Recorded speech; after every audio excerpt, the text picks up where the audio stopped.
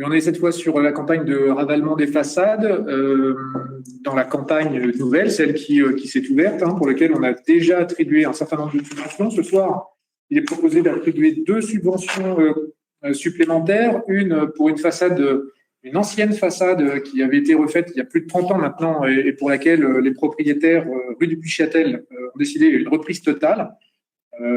C'est assez remarquable, c'est un bâtiment du XVIe et du XVIIe siècle. On a 280 mètres carrés de reprise. Donc c'est un beau dossier pour un montant de 9 594,40 € en termes de montant de subvention, puisque le coût des travaux, vous l'avez vu, est plus important. Et puis un autre dossier au pied du château, dans la rue des Petits Degrés du château, sur le mur d'enceinte du château, là aussi enduit plus couverture, avec des dégradations importantes sur ce bâtiment, et la subvention est à hauteur de 12 797 € et 22 centimes. J'en profite pour rappeler que la ville est ambitieuse, Monsieur Benakcha. Elle a beaucoup d'ambition sur ses projets et pour sa ville. Et il s'agit bien d'une ambition pour Blois et non pas d'ambition personnelle.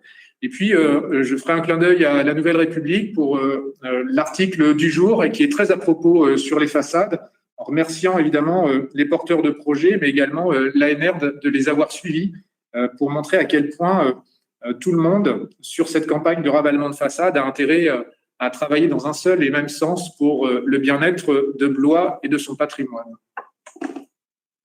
Merci. Oui, simplement une petite réponse à l'attaque personnelle de Jérôme Bougeaud. On est sur un sujet où l'ambition est partagée sur ce point. Donc, c'est un petit peu facile. Vous savez qu'on a déjà expliqué combien on était d'accord quant à la nécessité à la fois d'améliorer l'esthétique, mais je vais vous dire là-dessus, non seulement on est d'accord, mais en plus, et on en revient à la distinction d'ambition, certainement entre vous et moi, on irait plus loin. Sur les campagnes de ravalement des façades, moi j'ai juste un seul petit regret. C'est qu'au-delà de l'esthétique, on n'intervienne pas plus, comme la loi pourtant le permet, voire l'exige, on n'intervienne pas plus sur le sujet de l'isolation.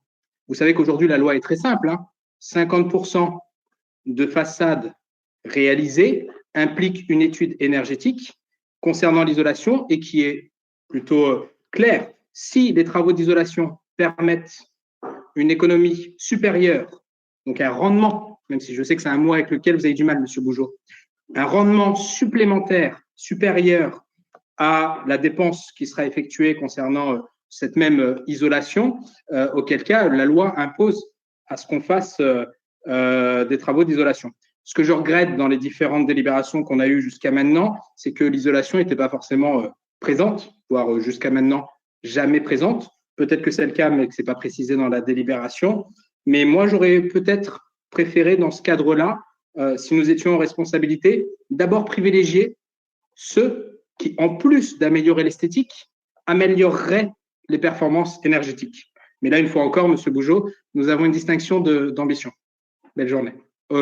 Merci, pardon.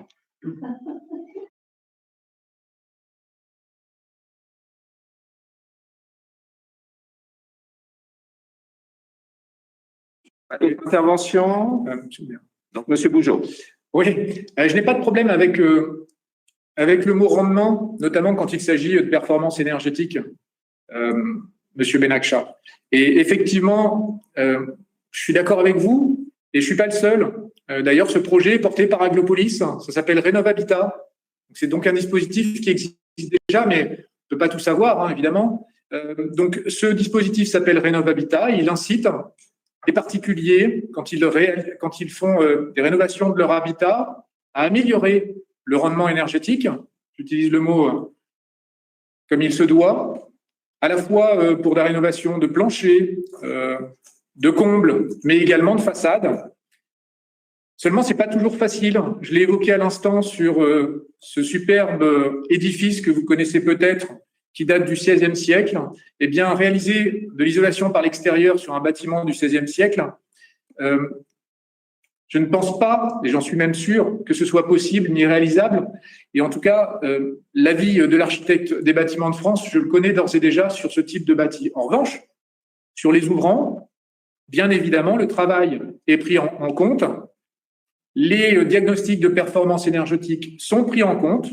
Mais là, on est sur un dispositif d'Aglopolis, on n'est pas sur un dispositif de la ville de Blois. La ville de Blois, quant à elle, prend à sa charge la rénovation des façades, l'embellissement de la ville. Sur le volet énergétique, c'est Aglopolis qui porte ce dossier. Et donc, non, il n'y a pas là aussi de manque d'ambition sur le sujet. Il y a un dispositif qui existe, qui est d'ailleurs porté par plusieurs structures, Solia, l'ADIL et d'autres partenaires, également le conseil départemental sur un certain nombre d'équipements pour les personnes les plus âgées. Bref, ce dispositif existe, il fonctionne très très bien et c'est un des projets portés sur ce nouveau mandat par Aglopolis.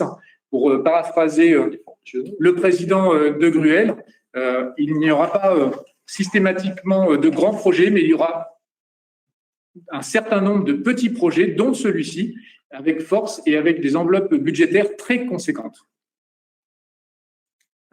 Jérôme Bougeot a oublié de préciser que le Conseil régional s'engage de façon très importante sur ces dispositifs d'amélioration auprès des autres collectivités.